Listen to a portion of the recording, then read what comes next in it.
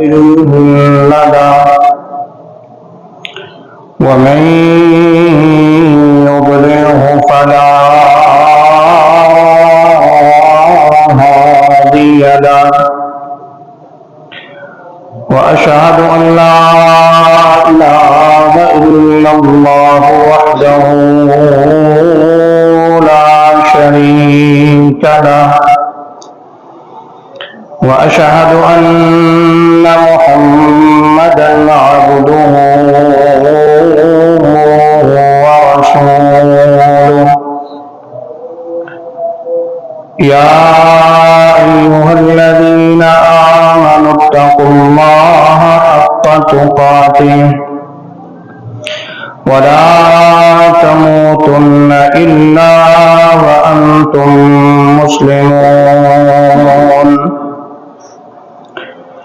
يا أيها الناس اتقوا ربكم الذي خلقكم من نفس واحدة وخلق منها زوجها وبث منهما رجالا كثيرا ونساء واتقوا الله الذي تساءلون به والأرحام إن الله كان عليكم رقيبا يا أيها الذين آمنوا اتقوا الله وقولوا قولا سديدا يصلح لكم أعمالكم ويغفر لكم ذنوبكم ومن يطع الله ورسوله فقد فاز فوزا عظيما اللهم صل على محمد وعلى آل محمد كما صليت على إبراهيم وعلى آل إبراهيم وعلى آل إبراهيم إنك حميد مجيد اللهم بارك على محمد وعلى آل محمد كما باركت على إبراهيم وعلى آل إبراهيم وعلى آل إبراهيم إنك حميد مجيد اللهم رب اشرح لي صدري ويسر لي أمري واحلل عقدة من لساني يفقهوا قولي اللهم رب زدني علما نافعا وعملا متقبلا ہر قسم کی حمد و ثنا، تعریفات، تسبیحات، تحلیلات مالک کائنات، خالق ارض و سما اللہ مالک العلام ذو الجلال والاکرام کی ذات اقدس کے لیے ہے، اور درود و سلام امام الانبیاء سید المرسلین خاتم النبیین امام اعظم قائد اعظم رہبر اعظم جناب محمد الرسول اللہ صلی اللہ علیہ وآلہ وسلم کی ذات اقدس کے لیے ہے۔ قابل صد احترام بزرگوں، نوجوان بھائیوں اور عزت مآب اسلامی ماؤں اور بہنوں، اللہ مالک العلام ذو الجلال والاکرام کا احسان ہے کہ اس مالک کائنات نے اپنی خاص توفیق اور رحمت کے ساتھ ہمیں یہاں بیٹھنے کا موقع عطا کیا ہے، اور یہاں پر ہم کوئی عام مقصد لے کر نہیں آئے، بلکہ پیارے پیغمبر جناب محمد رسول اللہ صلی اللہ علیہ وآلہ وسلم کی امت ہونے کے لحاظ سے جو شریعت اسلامیہ میں اللہ مالک العلام ذوالجلال والاکرام نے ہمیں ایک ہفتے میں دن عطا کیا، جس میں آپ اور آپ کے صحابہ رضوان اللہ علیہم اجمعین ایک عظیم فریضہ نماز جمعہ ادا کرنے کے لیے آیا کرتے تھے، اور نماز کے ساتھ ساتھ نبی مکرم صلی اللہ علیہ وآلہ وسلم پہلے صحابہ رضوان اللہ علیہم اجمعین کو کچھ وعظ و نصیحت کیا کرتے تھے۔ آج اسی سلسلے کو جاری رکھتے ہوئے اس مالک کائنات نے ہمارا انتخاب کیا ہے، ہمیں چنا ہے، اور یہ فریضہ ادا کرنے کی ہمیں توفیق عطا فرمائی ہے۔ اس پر اللہ مالک العلام ذوالجلال والاکرام کا جتنا ہم شکر ادا کریں کم ہے کہ اس مالک کائنات نے ہمیں توفیق عطا فرمائی۔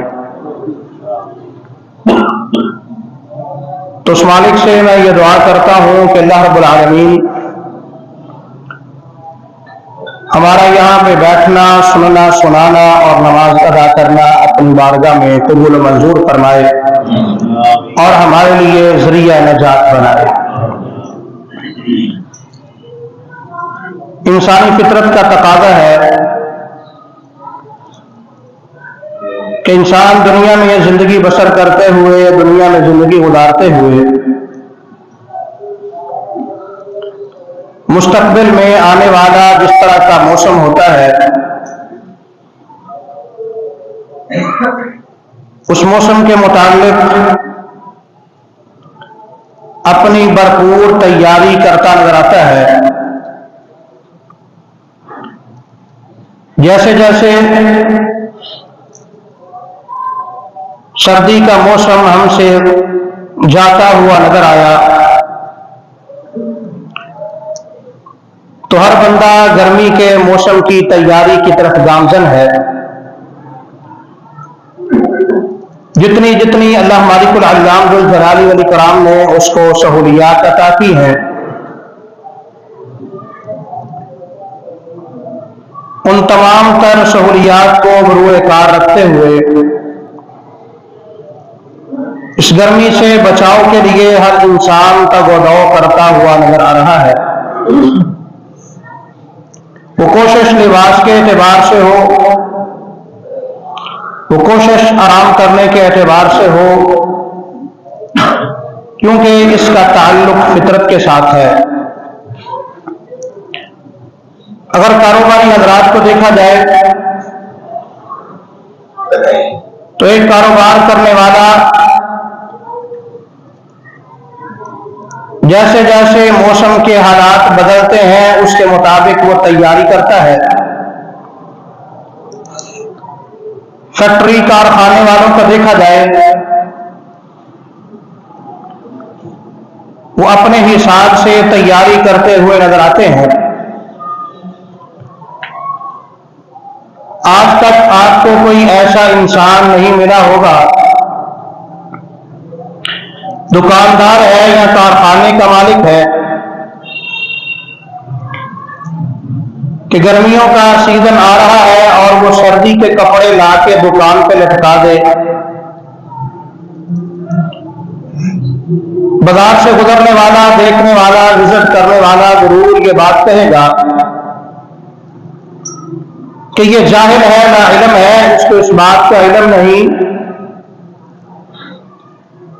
کہ اب آنے والا جو موسم ہے وہ سردی کا موسم نہیں بلکہ گرمی کا موسم ہے، یہ کون سی ورائٹی لے کر کے آ گیا ہے؟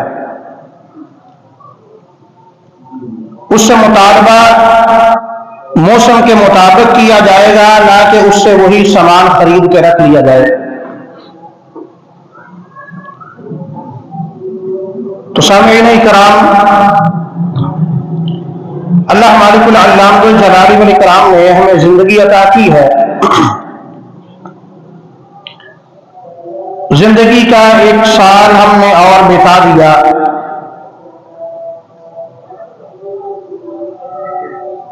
وہ جیسے جس نے گزارا، ہر بندہ اپنے تمام معاملات سے واقف ہے۔ تو اس مالک کائنات نے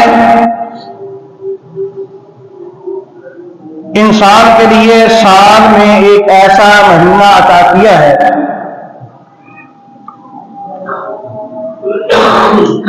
کہ اسلاف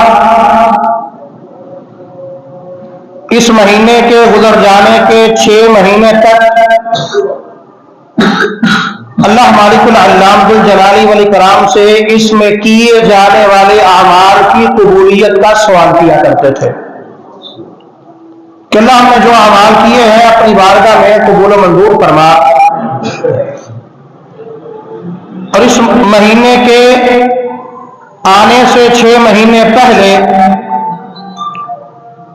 اللہ مالک العلام ذو الجلال والاکرام سے یہ دعا کیا کرتے تھے کہ اللہم بلغنا رمضان،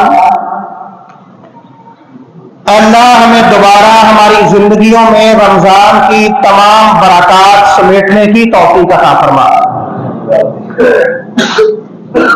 تو اس کے بارے میں ہر بندہ اپنی بساط، اپنی طاقت کے مطابق تیاری کرتا ہوا نظر آتا ہے۔ آج کے اس مختصر وقت میں اس مہینے کی آمد سے پہلے ہم نے کون سے اعمال کرنے ہیں، کن اعمال پر ہم نے فوکس کرنا ہے، کیونکہ ہمیشہ وہ انسان، وہ قوم، وہ لشکر کامیاب ہوتا ہے کہ جو وقت آنے سے پہلے اپنی مکمل پلاننگ کر لیتا ہے۔ اور ایک مسافر اپنے سفر کے آغاز سے پہلے جتنی دیر تک اپنے اختتام کا، اپنی منزل کا طے نہیں کر لیتا،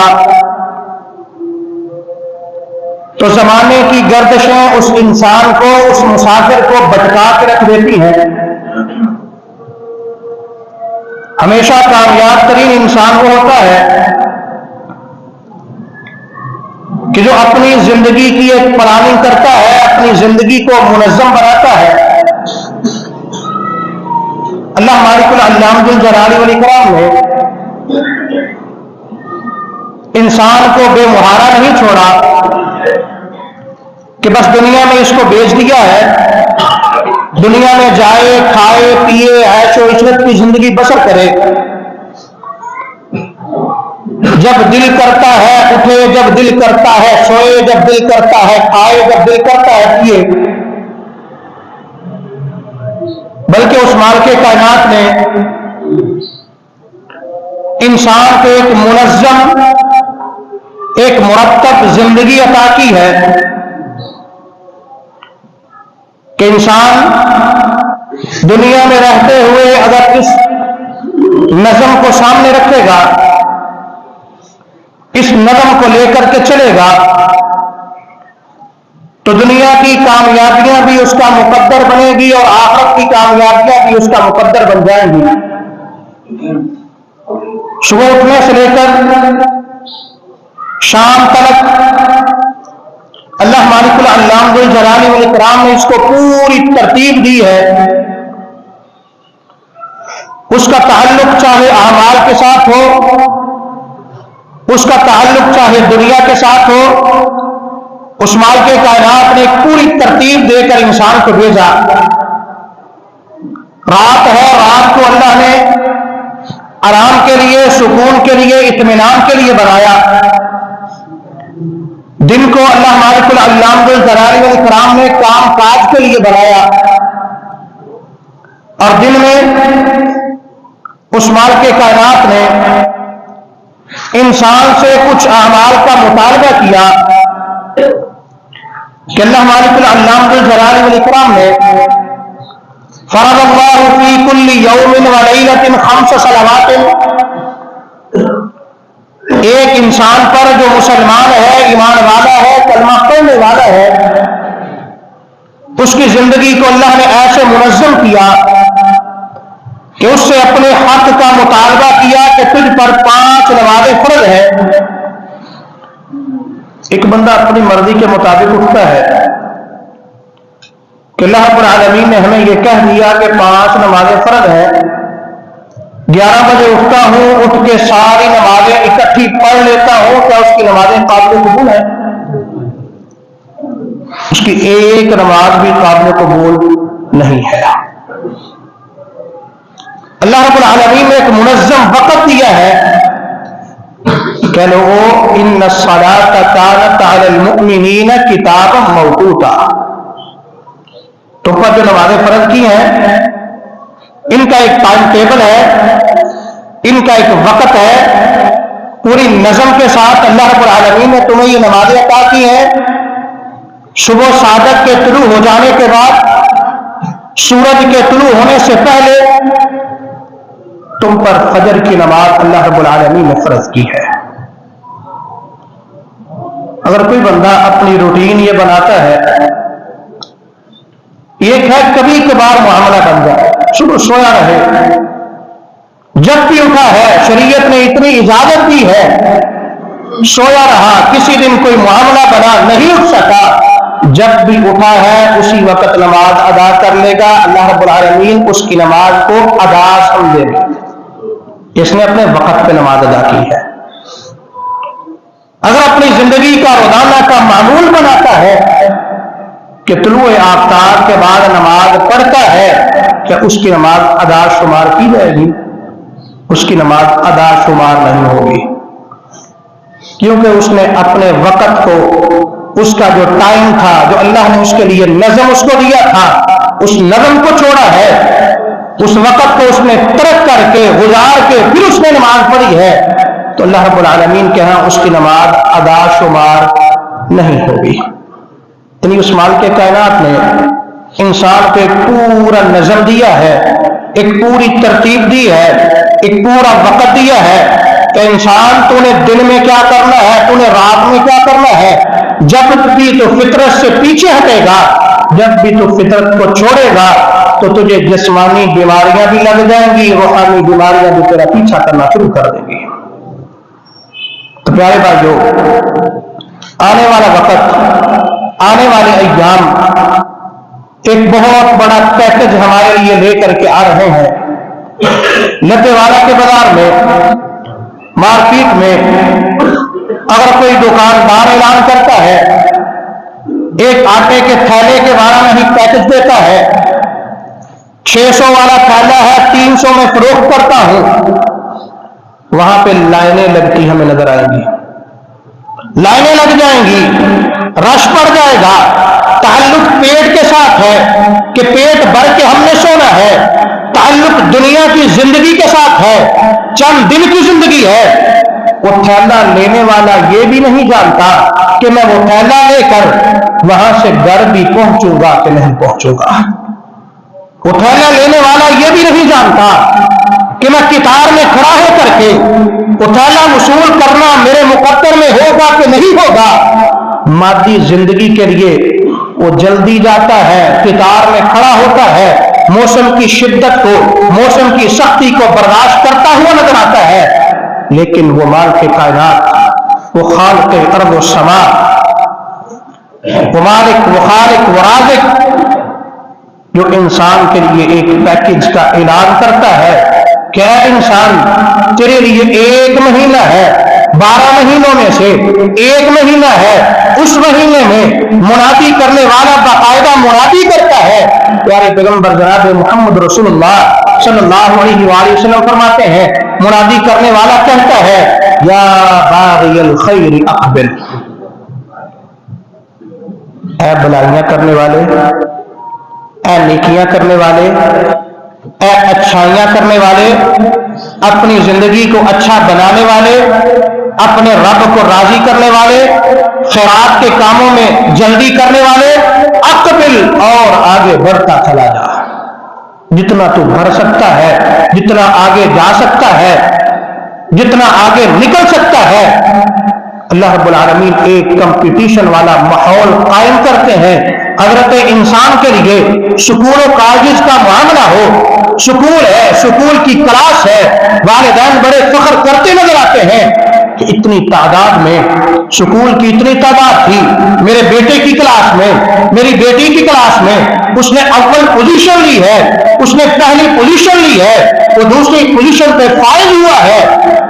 लेकिन रमजानुल मुबारक का महीना कंपटीशन वाला महीना, अल्लाह मालिकुल अल्लाम जुल जलाली वल इकराम मुनादी करवाते हैं, ऐलान करने वाला ऐलान करता है, या बाग़ियल खैर अक़बिल, ऐ खैर के काम करने वाले आगे बढ़ जा, इस दौड़ में शामिल हो जा। जितना तो शामिल होना चाहता है, जितना आगे निकलना चाहता है, जितना आगे बढ़ना चाहता है, तेरे लिए मैदान वासे है, तेरे लिए मैदान खुला है। 1 रुपया सदका करेगा, 1 रुपया अल्लाह के रास्ते में देगा, एक नेकी करेगा, अल्लाह 10 से बढ़ाकर 70 तक, 70 से बढ़ाकर 700 गुना तक, 700 से बढ़ाकर अल्लाह रब्बुल आलमीन जहां तक चाहेंगे तेरे नाम आमाल में लिख देंगे। आगे निकलना तेरा काम है। या बाग़ियल खैर अक़बिल, ऐ भलाई के काम करने वाले, मुनादी करने वाला ऐलान करता है, या बाग़ियश शर्र अक़सिर, ऐ बुराई करने वाले, चोरी करने वाले, डकैती करने वाले, अपनी जुबान को गीबत के साथ गंदा करने वाले, अपने दिल को बुग़्ज़ के साथ काला करने वाले, इन तमाम कामों से बाज आ जा। अक्सर रुक जा, बाज आ जा, ठहर जा। तेरे लिए ये गुंजाइश नहीं कि तू इस महीने में भी ये काम करे।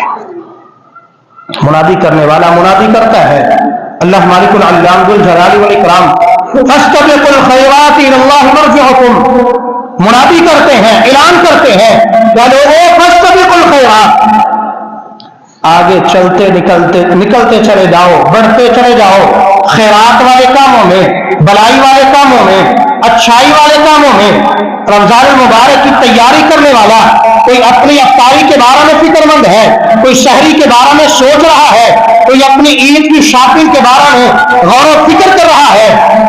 बदकिस्मती से हमारा मामला ये है, रमजान आया था नेकियां समेटने के लिए आता है, रमजान आता है कुरान की तिलावत करने के लिए, रमजान आता है नेकियां हासिल करने के लिए, हमारा मामला शहरी अफ्तारी तक महदूद रह जाता है।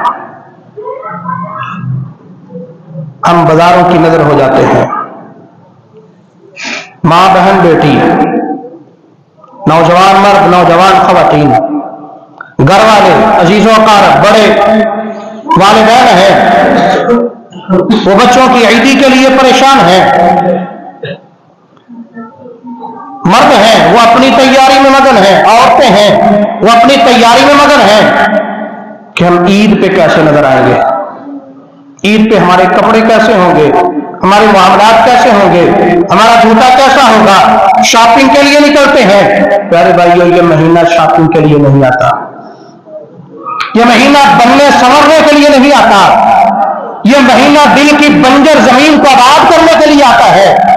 ये महीना इसलिए आता है, 11 महीनों में जो पाप कमाए हैं, 11 महीनों में जो लग़्ज़िशें हुई हैं, 11 महीनों में जो कमियां हुई हैं, 11 महीनों में जो हमसे कोताहियां सरजद हुई है, उन तमाम कोताहियों को सामने रख के, अपने रब के सामने गिड़गिड़ा के, अपने रब के सामने अपनी जमीन को झुका के, अपने रब के सामने खड़े होकर के अपने रब को राजी किया जाए। यह महीना इसलिए आता है, कोई नहीं जानता कि यह रमजान किसके मुकद्दर में होगा, किसके मुकद्दर में नहीं होगा। कितने हम में ऐसे थे जो पिछले रमजान में हमारे साथ थे, لیکن اس رمضان میں وہ ہمیں نظر آتے نہیں آتے۔ سیدنا طلحہ بن عبید اللہ رضی اللہ تعالی عنہ کو بیان کرتے ہیں کہ قبیلہ بلی کا دو آدمی دونوں اکٹھے مسلمان ہوتے ہیں، دونوں اکٹھے مسلمان ہو کر ایک ان میں سے بڑا نیکی میں آگے بڑھنے والا، نیکی میں کوشش کرنے والا، نیکی میں تغدو کرنے والا، نیکی میں محنت کرنے والا، حتیٰ کہ نیکی میں بڑھتا بڑھتا آگے چلا جاتا ہے، میدان قتال میں جاتا ہے، شہید ہو جاتا ہے، اللہ رب العالمین کی جنتوں میں چلا جاتا ہے۔ ایک وہ آدمی ہے کہ جو نیکی میں کمزور تھا، نیکی میں کم تھا، نیکی کا حریص ضرور تھا، نیکیاں کیا کرتا تھا، برائیوں سے بچنے والا تھا۔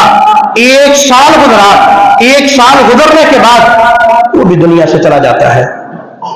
تو کہتے ہیں میں نے خواب میں دیکھا کہ وہ دونوں، پہلے وہ آدمی آتا ہے کہ جو آدمی نیکیوں میں سست تھا، نیکیوں میں کمزور تھا، ایک سال بعد دنیا سے گیا۔ پہلے اس کو منادی کرنے والا منادی کرتا ہے، ہوکا دینے والا ہوکا دیتا ہے کہ آج تیرے لیے جنت الگ ہے، اللہ رب العالمین نے جنت میں تیرا گھر تیار کر رکھا ہے، اس کو جنت میں داخل کر دیا جاتا ہے۔ اس کے بعد پھر وہ جو شہید ہے، جس کو اللہ رب العالمین نے شہادت کے مرتبے پر فائز کیا تھا، پھر اس کو بلایا جاتا ہے، اس کو بعد میں جنت میں داخل کیا جاتا ہے۔ پھر میں وہاں پہ دروازے پہ پہنچتا ہوں، وہاں پہ جو کھڑا ہے پھر وہاں جو منادی کر رہا تھا تو مجھے واپس بھیج دیتا ہے کہ ابھی آپ کا وقت نہیں آیا۔ طلحہ رضی اللہ تعالیٰ عنہ بیان کرتے ہیں آنکھ کھلتی ہے، صبح یہی معاملہ پیارے پیغمبر صلی اللہ علیہ وآلہ وسلم کے سامنے لے کر کے آتا ہوں، ساری خواب نبی صلی اللہ علیہ وآلہ وسلم کے لیے بیان کر دیتا ہوں کہ اللہ کے نبی صلی اللہ علیہ وآلہ وسلم میرے ساتھ یہ معاملہ پیش آیا، میں نے رات اس طرح کی خواب دیکھی ہے، جو نیکیوں میں کم تھا، سست تھا، وہ پہلے جنت میں داخل ہو رہا ہے، جو شہادت کے درجے پر فائز ہوا ہے وہ بعد میں داخل ہو رہا ہے۔ مجھے یہ کہا گیا تیرا بھی وقت نہیں آیا، ماجرا کیا ہے، وجہ کیا ہے، ایسے کیوں معاملہ بنا؟ نبی مکرم صلی اللہ علیہ وآلہ وسلم فرماتے ہیں طلحہ رضی اللہ تعالیٰ عنہ الیس قد مکث ھذا بعدہ سنۃ، کیا جو بعد پہلے جنت میں داخل ہوا تھا، جو نیکیوں میں پہلے سست تھا، نیکیوں میں کمزور تھا، خیر کے معاملوں میں کمزور تھا، کیا وہ ایک سال بعد دوبارہ زندہ نہیں رہا؟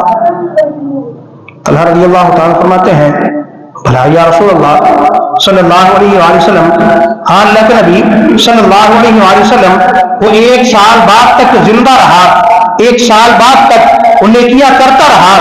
قالا، پھر پیارے پیغمبر صلی اللہ علیہ وآلہ وسلم فرماتے ہیں ادرک رمضان فصام، اس آدمی نے رمضان کا مہینہ پایا، رمضان کے مہینے میں فصام، اس نے روزے رکھے، وصلی کذا وکذا، پورا مہینہ وہ نمازیں بھی ادا کرتا رہا، وہ رمضان کے اس نے روزے بھی رکھے، اللہ نے اس کو زندگی عطا کی، اس کو وقت دیا، اس کو مہلت دی، اس مہلت میں، اس ٹائم میں، اس وقت میں وہ نمازیں بھی ادا کرتا رہا، وہ رمضان کے مہینے کے روزے بھی رکھتا رہا۔ من سجد فی السنۃ، اس نے کتنے سجدے کیے ایک سال میں جو اس کو اللہ رب العالمین نے عطا کیا تھا؟ قالوا بلا، طلحہ رضی اللہ تعالیٰ فرماتے ہیں ہاں اللہ کے نبی صلی اللہ علیہ وآلہ وسلم، اس کو جو اللہ نے وقت دیا تھا، جو اس کو اللہ نے ٹائم دیا تھا، جو اس کو مہلت دی تھی، جو وقت دیا تھا، رمضان کا مہینہ بھی آیا تھا، اس میں نمازیں بھی پڑھتا رہا، تہجد پڑھتا رہا، قیام کرتا رہا، کتنے ہی اس نے سجدے کیے، فما بینہما ابعد مما بین السماء والارض،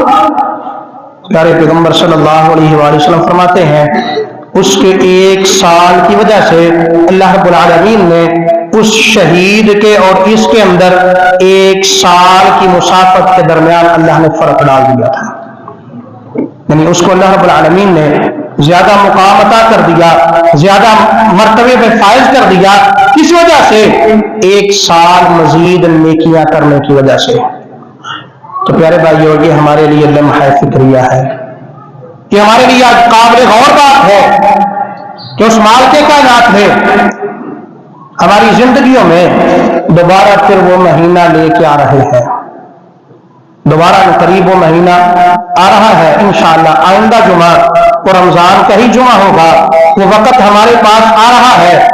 उस महीने में प्यारे पैगंबर जनाब मोहम्मद रसूलुल्लाह सल्लल्लाहु अलैहि वसल्लम की इस हदीस के मुताबिक, आपके इस फरमान के मुताबिक हमारे पास भी वक्त है, हमारे पास भी टाइम है कि हम अपनी जिंदगियों को मुनज़्ज़म करें, हम अपनी जिंदगियों के बारे में गौर व फिक्र करें, अपनी जिंदगियों के बारे में सोचें कि रमजानुल मुबारक का महीना जो पीछे गुजर चुका वो गुजर चुका, आइंदा आने वाले महीने में हम अपने आप को मुनज़्ज़म करें। अगर आज हम मुनज़्ज़म नहीं करेंगे, आज हम अपने टाइम टेबल को सेट नहीं करेंगे, वही पुराना रिवाज, वही पुरानी रूटीन, वही पुराने मामलात के सोए उठे सहरी खाई, सारा दिन अपने कामकाज में मसरूफ रहे, रात को सिर्फ अफ्तारी की, तरावी का वक्त हुआ, कारी साहब से पहले एडवांस कह दिया, लता नहीं जे लदियां का माहौल रखा जे इन्ना खलोता नहीं जे जाता। पहली तरावी है 2 सफ़े हैं, 3 सफ़े हैं, दूसरे दिन 2 बची, तीसरे दिन 1 बची, चौथे दिन आधी सब बची। तो प्यारे भाइयों, ये हमारा रमजान मुनज़्ज़म नहीं है, ये हमारा रमजान मुनज़्ज़म नहीं है। न हमने बाकी अय्याम में कुरान की तिलावत की, न हमने रमजान में कुरान को खोल के देखा, न बाकी अय्याम में हमने कुरान को समझा, न रमजान के महीने में हमने कुरान को समझने की कोशिश की, न बाकी अय्याम में हमने दीन को समझने के लिए वक्त निकाला, न रमजान में हमने दीन को समझने के लिए वक्त निकाला। तो फिर हमारे लिए ये दोनों क्या है? बराबर है। रमजान और गैर रमजान दोनों हमारे लिए बराबर हैं। फिर हमें उस रमजान की कदर और कीमत के बारे में इल्म हुआ नहीं हुआ। इसकी मिसाल में एक जमीन के साथ देकर बात को समझाना चाहता हूं। जिम्मेदार है, समझदार है, अक्लमंद है, शऊर रखने वाले हैं। एक जमीन है तो जमीन में पाए जाने वाली कई किस्में हैं। एक जमीन ऐसी है,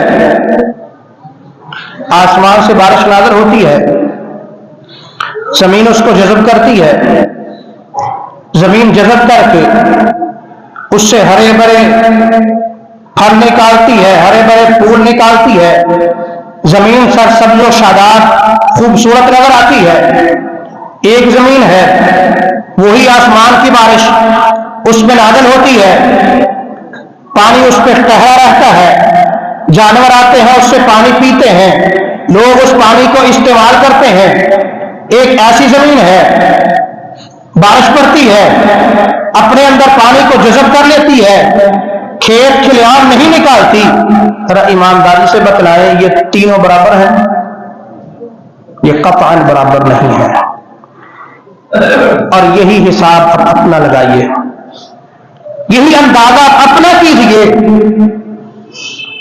अपने ज़मीर को झंझोड़िए, पूछिए, सवाल कीजिए कि मेरा ताल्लुक अब इन तीनों जमीनों में से किस जमीन के साथ है। इंसान का दिल है क्या उस जमीन की तरह है जिस पर बारिश बरसी, बारिश बरसने के साथ उसने हरियाली को निकाला, फूल निकाले, फल निकाले, इंसान उससे फायदा हासिल करते हैं, सरसब्ज़ व शादाब वो जमीन हुई। अपने दिल को हमने इस जमीन की तरह बनाना है या जमीन की दूसरी किस्म?